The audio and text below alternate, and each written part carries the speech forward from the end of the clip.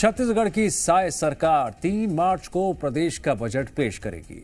इस बजट में कई अहम बातों पर फोकस किया गया है। इस बीच बजट से पहले प्रदेश की महिलाओं की क्या कुछ मांगे हैं और उन्हें सरकार के बजट से क्या क्या उम्मीदें हैं, देखिए हमारी सहयोगी तृप्ति सोनी की यह खास रिपोर्ट।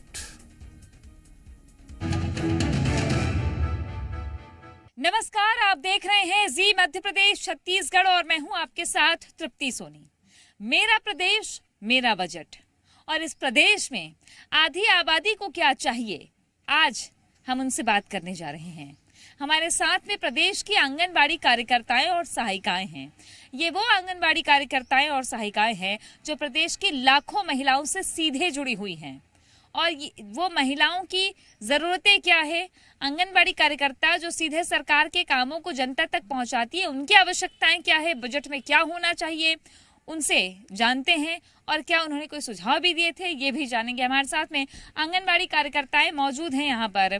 और सबसे पहले तो मैं जानना चाहूँगी सरिता जी आपसे कि लंबे वक्त से आप भी महिलाओं के साथ जुड़ी हुई हैं और आंगनबाड़ी कार्यकर्ता सहायिका तो हर दिन महिलाओं से बातचीत करती हैं, मिलती हैं। क्या सोच रहे हैं इस बार के बजट में महिलाओं के लिए? इस बार के बजट में महिलाओं के लिए सबसे पहले तो मैं आंगनबाड़ी कार्यकर्ता सहायिकाओं का समस्या रखूंगी यहाँ पर कि अभी पोषण टेकर करके आया है और फोटो कैप्चर, जो बहुत बड़ी समस्या हम आंगनबाड़ी कार्यकर्ता सहायिका के लिए खड़ी हुई है, क्योंकि शासन की तरफ से हमारे लिए कोई भी व्यवस्था नहीं है, ना ही मोबाइल ना ही नेट व्यवस्था, और दी भी है तो वो डब्बा पड़ी हुई है मोबाइल। तो पहले तो सरकार हमको सुविधा दे। और जो फोटो कैप्चर है 9:30 बजे, मतलब 9:30 बजे से 10 के बीच में, तो ये महिलाओं के लिए बहुत बड़ी समस्या है। 10,000 रुपया देना दो सरकार मिलके, डबल इंजन की सरकार अभी यहाँ चल रही है। तो हम तो उनसे ये उम्मीद करते हैं कि इस महंगाई में हमको जीने लायक कम से कम वेतन दे और सारी सुविधा दे, उसके बाद हमसे काम ले, तो हम भी बहुत ही अच्छे ढंग से शासन के जो भी योजना है उसका लाभ हम जनता तक पहुंचा सकते हैं। पर शासन हमको व्यवस्था नहीं देती है, बस काम लेती है। ये हमारे लिए बहुत ही दुख की बात है, क्योंकि जगह जगह देखते हैं नौनी सुरक्षा, तो महिला सशक्तिकरण, तो किशोरी सशक्तिकरण, तो ये सिर्फ नाम के लिए शासन ना चलाए, महिलाओं को इसका लाभ भी दे और जितना ज़्यादा हो सके महिलाओं को ज़्यादा आगे बढ़ाएंगे। तो इसमें सरकार की योजना है जो बहुत लाभ में। अच्छा, बजट आता है, अच्छा क्या क्या चाहिए, क्या महिला क्या सोचती है? अब तो महतारी वंदन भी मिल रहा है। महतारी वंदन 1,000 मिल रहा है, वो भी काम हम लोग सब महिलाओं का किए हैं, गांव-गांव में हर किसी को मिले करके। और 1,000 में क्या होता है मैडम, और हम लोग को 10,000 मिलता है। 10,000 में क्या हो रहा है, हमको बोलते हैं कि 4 घंटा की ड्यूटी है, लेकिन हमारे 4 घंटा की ड्यूटी नहीं है। हम तो एनी टाइम तैयार खड़े रहते हैं हम ड्यूटी करने के लिए। और जब उनको ज़रूरत पड़ता है, रात को 11 बजे भी मोबाइल में मैसेज करते हैं कि ये काम करना है, सुबह हमको 9 बजे तक चाहिए। ये कौन सा काम करवाने का तरीका है सरकार का? ये हम भी महिलाएं, हमारे भी बाल बच्चे, हमारे भी घर है, हमको भी सब कुछ लगता है। ऐसा तो नहीं कि 24 घंटा हम लोग ड्यूटी करें। जो सरकारी कर्मचारी हैं उन लोग से भी इतना काम नहीं लिया जाता जितना हम लोग का मानदेय में लिया जा रहा है। अच्छा, आंगनबाड़ी की हालत कैसी है? क्योंकि वहाँ महिलाएं आती है, वहाँ पे बजट खर्चा होता है? अच्छा, आंगनबाड़ी में तो कोई बजट खर्चा होता नहीं है, आधा तो अधिकारियों लोग ही अपने तक रख लेते हैं और आंगनबाड़ी में कुछ देते नहीं है। और वहाँ मिलता भी है तो उसका हमको 1-1 रुपया का हिसाब देना पड़ता है। और आंगनबाड़ी के लिए हम लोग इतना मेहनत। हिसाब देना अच्छी बात है। हाँ, हिसाब देना तो अच्छी बात है, लेकिन अपना तो रख लेते हैं ना, हमको तो पूर्ण उसमें हस्ताक्षर लेके कर लेते हैं उन लोग। और अगर हमको ये फोटो कैप्चर और बाकी चीज़ें, बहुत सारी चीज़ें बजट के लिए निकाल रहे हैं, तो शासन से हम बजट में यही मांगते हैं हमको शासकीय कर्मचारी घोषित करें। 9:30 बजे से हम लोग 3:30 बजे तक रहने के लिए भी तैयार हैं, लेकिन हमको पहले शासकीय कर्मचारी घोषित करें जैसे कि अन्य सबको किए हैं। तो हम लोग अपना काम करने में कोई पीछे नहीं हटने वाले हैं। क्या उम्मीद रख रहे हैं इस बार बजट में आप? इस बजट में हम लोग ऐसा करें, उम्मीद करते हैं कि हम लोग का सरकारी घोषित किया जाए और जो पोषण टिक है ना, वो स्वयं हमको सभी का मोबाइल सब दिए तक ताकि कर सके हम लोग। अच्छा, मतलब सुविधा चाहिए, सुविधा चाहिए। मैम, मैं तो एक आंगनवाड़ी वर्कर होने के नाते ये डिमांड करूंगी अभी बजट में कि कम से कम हमारी जो आंगनवाड़ी कार्यकर्ताएं और सहायिकाएं हैं जो रिटायरमेंट हो जाती हैं और उसके बाद उनकी जो दयनीय स्थिति हमको देखने को मिलता है वो ना हो किसी का, क्योंकि आज की स्थिति में जब पति अपना साथ नहीं देते तो बेटे बेटियों का तो साथ छोड़ दे। तो कम से कम रिटायरमेंट में हमारा पेंशन योजना लागू कर देता सरकार तो बहुत अच्छा होता। और इस बजट से हम यही चाह रहे हैं कि कम से कम ये बजट में हमारा पेंशन योजना को अगर लागू कर दे सरकार तो हम खुश होंगे। इसमें एक सुविधा दी है जिसमें सरकार की 18 से 40 वर्ष के जो है उनको जनधन इसमें जोड़कर उनको जिनका उम्र है उनको लाभ मिलेगा। पर जैसे हमको जो बहुत पुराने कार्यकर्ता हैं 36 साल 37 साल हो गया है, जो हम उम्र से 40 वर्ष से आगे बढ़ गए हैं, तो हमारे लिए कोई सुविधा नहीं है। तो 50,000 अगर देते हैं तो हमारे लिए भी सरकार को कुछ ऐसी योजना लाना चाहिए कि हमारे रिटायरमेंट पर कम से कम हम लोग को 5 लाख रुपया और 4 लाख रुपया सहायिकाओं को मिलना चाहिए जिनकी उम्र ज्यादा हो चुकी है। अच्छा, आप क्या कहेंगे, क्या उम्मीद है महिलाओं को? क्योंकि अभी महिलाओं को मिल रहा है 1,000 रुपए सीधे डायरेक्ट खाते में। अब राशन मिलता हो, महिला के नाम पे राशन है, बैंक खाता है, इसके अलावा और क्या उम्मीद कर रहे हैं आप? महिलाओं को 1,000 रुपए सरकार देती है, इसको छोड़ दे तो हम लोग अभी सिर्फ आंगनबाड़ी कार्यकर्ता ये सोचती है कि हम लोग का नियमितीकरण होना चाहिए, हम लोग को पेंशन होना चाहिए, हम लोग का डायरेक्ट प्रमोशन होना चाहिए। और 1,000 अगर लोगों को देते हैं तो उससे क्या मान लो मिल रहा है तो है ना। बहुत सारी महिलाओं का जिनका फार्म नहीं भरे हैं उन लोग तो हमारे सिर पे सवार होकर नाचते रहते हैं, तो आधा रात को हम लोग को परेशान करते हैं। तो ये बात गलत बात है ना। तो हम लोग यहाँ सरकार से चाहते हैं बजट में कि हम लोग के बारे में भी सोचे आंगनबाड़ी कार्यकर्ता। मतलब ये है कि जो काम करवाना है वो आंगनबाड़ी के थ्रू ही होता है और इसलिए आप लोगों के पास खूब लोड हो। चुनाव आए तो आप काम करें, स्कूल का काम हो तो कुछ आप काम करें बाकी। और अच्छा, ये जो पोषण योजना है जहाँ बच्चों की बात होती है तो बराबर फंड आता है, बराबर सामान आता है? अभी तक तो बराबर रूप से सामान आ रहा है, लेकिन अभी जैसे पोषण ट्रैकर की जब बात हो रही है तो सरकार एक तो हम लोग को मोबाइल दी नहीं है, और मोबाइल नहीं भी दी है तो भी हम अपने निजी मोबाइल से कर रहे हैं। लेकिन पोषण ट्रैकर एक के साइड में इस प्रकार का फंक्शन उन लोग डाल के रखे हुए हैं कि अगर आप मोबाइल को अगर गलत तरीके से बच्चों का फोटो कैप्चर अगर आप करते हैं तो 17 बच्चे मान लो आपके आंगनबाड़ी केंद्र पे हैं तो वो बच्चों का काउंटिंग सिर के आधार पे किया जा रहा है, जिसमें 10 बच्चे दिखा दिया जा रहा है। तो इस स्थिति में अब आने वाले समय में महिला समिति के साथ में विवाद हो सकता है, क्योंकि महिला समिति वाले लोग पूरा सामान दे रहे हैं, उसके एवज में अगर हेड काउंट हमारा सही नहीं होता है तो उनके राशि में काटने की संभावना हो सकती है। अच्छा, और क्या उम्मीद कर रहे हैं बजट से इस बार आप लोग? बजट में केवल हम लोग को जो भी काम लेते हैं तो आंगनबाड़ी कार्यकर्ता से लेते हैं, और जो भी काम हम योजना है वो पूरा लाभान्वित तो करते हैं हितग्राही को, लेकिन हम लोग को उसके एवज में 1 रुपए मानदेय है तो उसका भी अलग से मानदेय देना भाई, क्योंकि फ्री में काम कराते हैं। कोई भी योजना रहे फ्री में, अगर हम लोग तो बंधुआ मजदूर से भी गए बीते हो गए हैं कि जितना भी योजना है चाहे कोई किसी भी प्रकार का, अभी स्वास्थ्य विभाग का योजना था, हम लोग ने फाइलेरिया की दवाई बांटने की बात की, मानदेय मांगे 500 रुपए मांगे। तो मितानिन क्या करती है फिर? मितानिन के लिए 1200 आया था, सहयोग हमसे पूरा ले रहे थे आंगनबाड़ियों से, लेकिन जब हमने मांग किया तो वो योजना ही हमारे तक आई ही नहीं, और ट्रेनिंग बकायदा हम लोग लिए, लेकिन मानदेय की बात किए तो वो वहीं के वहीं थम गई। तो जहां हमारी जो काम है फ्री में हर विभाग लेना चाहता है, और जहां मुद्दे की बात आती है, पैसे की बात आती है, वहां सब लोग ढप हो जाते हैं, मुंह बंद कर देते हैं। वो योजना ही कैंसल कर दिए थे, अभी आज से शुरू होने वाला है ये योजना।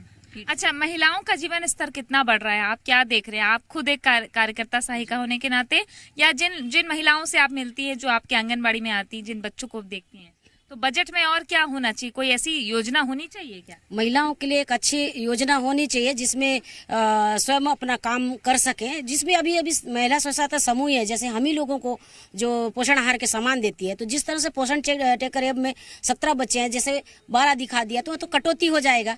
तो पहली बात तो हमारे बस्तर क्षेत्र में बराबर से ये नेटवर्क प्रॉब्लम के चक्कर में कभी पोषण ट्रैकर ऐप चालू होता ही नहीं है, तो हम पोषण ट्रैकर ऐप में दिखाएं कैसे?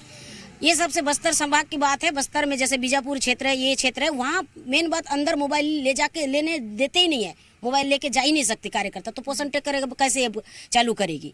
तो फिर जिस दिन अगर 10 बजे के बाद अगर पोषण ट्रैकर चालू नहीं हुआ तो फिर उस दिन का मानदेय काटा जाएगा।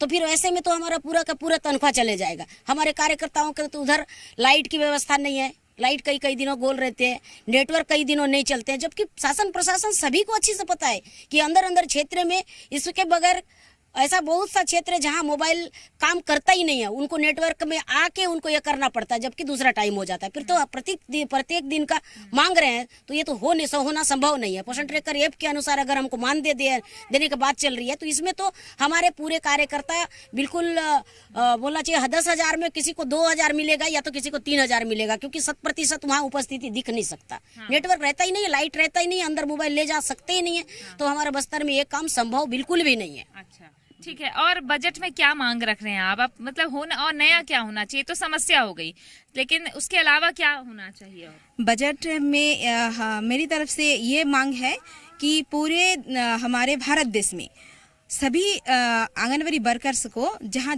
पे मतलब जहाँ कि नहीं पूरे भारतवर्ष में आंगनवाड़ी कार्यकर्ता है उनको समान काम समान वेतन देना चाहिए। हर स्टेट में अलग अलग मानदेय है जो कि बहुत गलत है। काम सब जगह एक है। जैसे पोषण ट्रैकर का जो काम अभी चल रहा है ये ऑल ओवर इंडिया के लिए है, तो यहाँ पे वेतन मान समान होना चाहिए। आज हमारे कई राज्य में जब सेवा समाप्ति हो रही है, रिटायरमेंट जिसको बोला जाता है, वहाँ पे किसी को 5 लाख दी जा रही है, जैसे हरियाणा में 10 लाख, पश्चिम बंगाल में 5 लाख, और हमारे छत्तीसगढ़ में केवल 50,000 आंगनवाड़ी वर्कर्स को और सहायिका को 25,000। ये बहुत गलत है और ये हम डिमांड करते हैं केंद्र सरकार से, क्योंकि योजना तो केंद्र सरकार की है, तो सरकार हमारे तरफ देखे। और काम की स्थिति इतना बढ़ गई है जो करना पॉसिबल नहीं है, तो हमें शासकीय कर्मचारी का दर्जा दे, हमें पेंशन दे, ग्रेजुटी दे, और हमारे काम को देखते हुए आज एक शासकीय जो कर्मचारी है उनसे भी ज्यादा हमसे काम ली जा रही है। तो बजट में यही हमारे निवेदन है, अपील है केंद्र सरकार से, राज्य सरकार से कि हमें शासकीय कर्मचारी घोषित करे, फिर उनका जितना भी योजना हम पे लाद रहे हैं उस पे हम बिल्कुल 100% देंगे। और एक डिमांड है छोटा सा, जैसे आपने पूछा महतरी बंधन योजना, इसमें मेरा एक निवेदन है सरकार से कि जिन माताओं जो बुजुर्ग माता है उनको पेंशन मिलता था पहले, जैसे बुजुर्ग महिला जिनका 60 साल हो गए हैं या तो 500 कहीं 700 रुपया और कहीं 350 रुपये। अभी महातरी बंधन जब से चालू हुआ है वो सबको मिला के 1,000 उनको दी जा रही है। तो कहीं कहीं पे देखा जा रहा है आदर्श महिला को भी 1,000, उनको भी 1,000 है ना, तो उनका कहीं ना कहीं मूल अधिकार उनसे छीन लिया गया है। ये गलत बात है, क्योंकि कहीं ना कहीं एक दिन ये यदि बंद हो जाएगा तो बेचारे लोग क्या किसमें अपना जीवन। आप निराश्रित की, विधवा की, आप बुजुर्ग की इनकी बात कर रही हैं कि उनके लिए विशेष रूप से तो पहले ही था, तो आप उनको जितना मिल रहा था उतना और दे ही दीजिए। जी, जो विशेष रूप में उनके साथ घोषणा किया हुआ था वो उनको दिया जाए, और जो अभी 1,000 दी जा रही ऐड करके उनको एक साथ दी जाए। ठीक। और क्या कहेंगे आप, गांव-गांव में जब महिलाओं को देखती हैं तो क्या होना चाहिए महिलाओं के लिए? काम के अवसर कितने होने चाहिए? काम के अवसर तो अभी बहुत हैं। अभी जैसे कर भी रहे थे, जैसे SHG की बात कर रही हूँ मैं, समूह की, तो उनको छीना गया, फिर से अलग से कोई सीमार्ट या कुछ भी करके मतलब रेडी टू ईट की बात कर रही हूँ। हाँ, उसी की बात कर रही हूँ। बहुत अच्छा समन्वय करके हम चला भी रहे थे। कार्यकर्ता जैसे हमारे आंगनबाड़ी केंद्रों में वितरण कर रहे थे, तो फिर उनसे छीना ही जाता है, फिर अलग किसी अलग नाम से फिर से मतलब पुरुष वर्ग को दिया जाता है। तो मैं ये कहना चाहूँगी कि अगर महिला वर्ग को देखना चाहिए सरकार को, तो सबसे पहले हमें देखे, हमें सशक्त बनाए, क्योंकि सारी योजनाएं जैसे हमारी बहनें बता चुकी है, हर योजना को लाभान्वित हम करते हैं, सरकार हम तक लाती है, तो हम घर घर ले जाते हैं और उनको बताते हैं। जो लोग अपने घरों से निकलने को नहीं तैयार होते हैं, हम उनको ले जाके खाता खुलवाने का से लेकर उनके खाते में पैसा राशि जमा होने तक का कार्य सारा चीज़ हम ही करते हैं। और एक बच्चे के जन्म से लेकर उसके शादी, पढ़ने लिखने तक, और एक बच्चे फिर से गर्भवती बनने तक, यहाँ तक का सफर सिर्फ एक कार्यकर्ता और सहायिका निभाती है। तो सबसे पहले मैं सरकार से ये निवेदन करूंगी कि हमें सशक्त बनाएं। अगर हमें कहा जाता है मानदेय कर्मी, तो मानदेय एक सम्मानजनक होना चाहिए, जो कि हमारा बिल्कुल भी नहीं। जैसे हमारी दीदियाँ कह रही हैं, एक शासकीय कर्मचारी के इतना हमसे काम लिया जा रहा है, और जो डेली वेजेस में एक कलेक्टर दर का सबसे न्यूनतम राशि,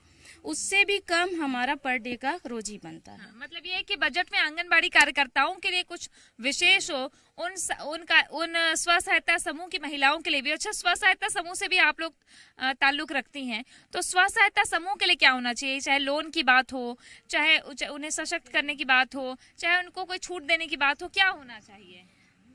महिलाओं के लिए मतलब इसमें होना चाहिए कि एक महिला जो है पूरा परिवार चलाती है, तो जितना हो सके सरकार को महिलाओं के लिए ही योजना लाना चाहिए। जैसे स्व सहायता समूह की बात है, तो स्व सहायता समूह को रेडी टू चलाने का ठेका मिला था। कुछ समय पहले कुछ कारणवश ये बंद किया गया, पर उसमें ये भी कहा गया था कि फिर से उसको चालू किया जाएगा। फैसला लिया गया था, कहा था कैबिनेट ने। हाँ, तो फिर उस जो फैसला लिए उसमें जल्द ही सरकार को निर्णय लेके महिलाओं को अगर सशक्त करना है और अगर मतलब अपने राज्य को, देश को अगर अच्छे से बनाना है, तो महिलाओं को आगे बढ़ाने के लिए इस योजना का वो लाभ उन लोग को जल्दी से जल्दी देना चाहिए और उन लोग को चलाने का मतलब ठेका दे जल्दी से, जिसमें महिला मतलब उसमें अच्छे से अपने घर को और अपने परिवार को चला सके और समाज को चला सके। इसमें जो महतारी वंदन में एक बात मैं और बोलना चाहूँगी कि जैसे यहाँ पर बुजुर्ग महिला, शादीशुदा महिला को दिया जा रहा है, पर यहाँ पर बहुत ही कम से कम 25% संख्या में कुंवारी लड़कियां भी हैं जिनकी उम्र हो चुकी है और शादी नहीं हुई है। तो मैं शासन से चाहूँगी कि उनको भी इसका लाभ मिलना चाहिए, क्योंकि वो को भी तो इस दुनिया में जीने के लिए पैसे की आवश्यकता है, तो ये चीज़ का भी लाभ दे। और सरकार से बार बार निवेदन करूँगी कि हम आंगनबाड़ी और महिलाओं के लिए जो भी योजना लाती है महिलाओं से जुड़ा हुआ होना चाहिए और उस लाभ को देना चाहिए। और हम आज यहाँ पर संयुक्त मंच की बैठक किए हैं, जिसमें हमने निर्णय लिया है कि आंगनबाड़ी कार्यकर्ताओं के कामों के लिए और सुविधा के लिए अगर विचार नहीं करती है तो हम 10 तारीख को जिला स्तर पर और महिला बाल विकास की जिस दिन बजट पेश होगी उस दिन हम प्रांत लेवल पर रायपुर राजधानी में धरना प्रदर्शन अपना करेंगे। चलिए, समस्याएं तो हैं लेकिन बजट को लेकर के भी बातें हैं, क्या बोलेंगे आप? क्योंकि देखिए 1,000 रुपये आना, सहायता मिलना, ये तो सीधे खाते में पैसे आना वो हर किसी के लिए बेहतर है, नहीं है, लेकिन क्या हुनर को मंच मिलना चाहिए, रोजगार मिलना चाहिए। स्व सहायता समूह जो बना है जिसमें हम लोग को गर्म भोजन देते हैं, कहीं ना कहीं वो बढ़ावा देने के लिए दिए हैं, है ना। लेकिन जो पिछले 15 सालों से जो राशि है बस उतना ही है। रसोइयों की बात, रसोइयों को नहीं, गरम भोजन जो देते हैं स्व सहायता समूह, दाल का रेट 150 रुपए है, 80 रुपए दे रहे हैं। तेल का रेट 70 रुपए दे रहे हैं और 150 रुपए तेल का रेट है। तो ये राशि को क्यों नहीं बढ़ा रहे हैं? सब्जी का रेट 10 रुपए, कोई सा सब्जी का रेट है क्या 10 रुपए में कोई मिलता है? जिसमें हम लोग को 300 रुपए सब्जी की राशि समूह वाले देते हैं। जब उनको अभी नहीं पोसा रहा है और हेड काउंट होगा तो कैसे होगा? वो तो समूह ही बंद कर देंगे। जो इस योजना के लिए जो कुपोषण डर हम स्थिति में लाए हैं, तो खिलाएंगे क्या? में जाएगा, जीरो में जाएगा। क्या खिलाएंगे? कुछ नहीं खिलाएंगे। ये आंगनबाड़ी वाले फिर से कुपोषण बढ़ेगा और समूह में तानाशाही बढ़ेगी और फिर से विवाद का स्थिति। तो ये तो गंभीर समस्या हो रही है। बजट में ये तो होना चाहिए कि हर बच्चे की थाली थोड़ी भरी रहे। बहुत ही गंभीर समस्या होने वाली है। राज्य सरकार और केंद्र सरकार जिस कुपोषण को दूर करने की बात कर रही है, अभी निश्चित रूप से अगर फेस कैप्चर वाली बात आती है, महिला समिति के द्वारा सामान कम दिया जाएगा और जितना कम सामान दिया जाएगा उतने ही सामान में आंगनबाड़ी वर्कर्स बच्चों का थाली बनाएगी। और आप सोच सकते हैं कि अगर राशि समूह को सही नहीं मिलेगी तो वो बच्चे का कुपोषण की स्थिति क्या होगी। फिर आने वाले समय में अगर कुपोषण की संख्या अगर बढ़ती है तो राज्य सरकार सहित सेंट्रल सरकार भी हमारे ऊपर ही दोषारोपण करेगी कि आंगनबाड़ी वर्कर्स जो है वो काम नहीं कर रही है, इस कारण कुपोषण की स्थिति बढ़ रही है। तो सरकार को चाहिए कि 30 ग्राम जो चावल अभी वर्तमान में हम बच्चों को दे रहे हैं उसको कम से कम 100 ग्राम करे।